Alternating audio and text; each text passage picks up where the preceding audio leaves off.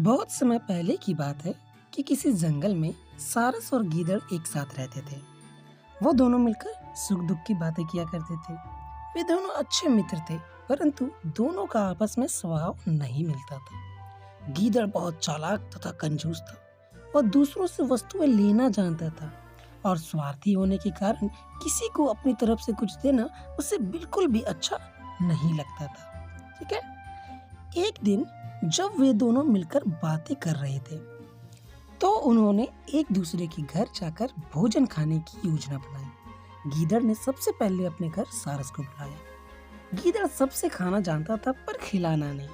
उसने सोचा, ऐसी कौन सी चीज बनाऊं जो अच्छी भी लगे और खाई भी ना जा सके। उसने खीर बनाने की सोची, क्योंकि खीर देखने में भी अच्छी लगेगी और सारस आसानी से खा भी नहीं सकेगा। दूसरे दिन सारस अपने मित्र के घर आया। वह अपने भोले स्वभाव के कारण बहुत प्रसन्न दिखाई दे रहा था। गीदड़ बहुत चालाक था। सारस को घर आया देख उसे प्रसन्न रखने के लिए चिकनी चुपड़ी बातें करने लगा। भोजन के समय उसने सारस मित्र को दावत पर बुलाया। गीदड़ ने जानबूझकर एक चौड़ी थाली में खीर परोस दी। दोनों मित्र खीर खाने लगे। गीदड़ तो बड़े मजे से खीर खाता रहा और अपनी खीर की भी प्रशंसा करता रहा। सारस कभी अपनी चोंच को देखता तो कभी थाली में परोसी हुई खीर को देखता। क्यों?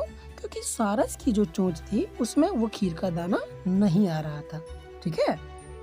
सारस की चोंच में खीर नहीं आई। चावल का एक एक दाना खाकर पछताता रहा। उधर गीदड़ सारी खीर मजे से स्वयं ही खा गया। सारस ने गीदड़ को पाठ सिखाना चाहा। दूसरे दिन जब गीदड़ दावत उड़ाने के लिए आया, तो सारस ने भी बड़े प्यार से उसका स्वागत किया।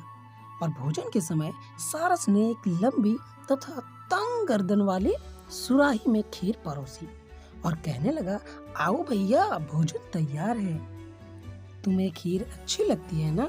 मजे से खाओ।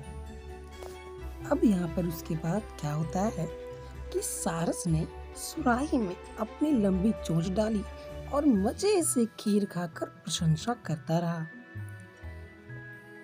गीदड़ का मुंह सुराही में नहीं जा सकता था। वह कभी सुराही में पड़ी खीर को देखता तो कभी अपनी करनी पर पछताता। वह लज्जित होकर वहां से चला गया। इससे हमें क्या शिक्षा मिलती है बच्चों? हमें यह शिक्षा मिलती है कि जैसा करोगे वैसा भरोगे। इसलिए हमें सभी के साथ अच्छा व्यवहार रखना चाहिए, ताकि आने वाले समय में वे हमें काम आ सके। ठीक है।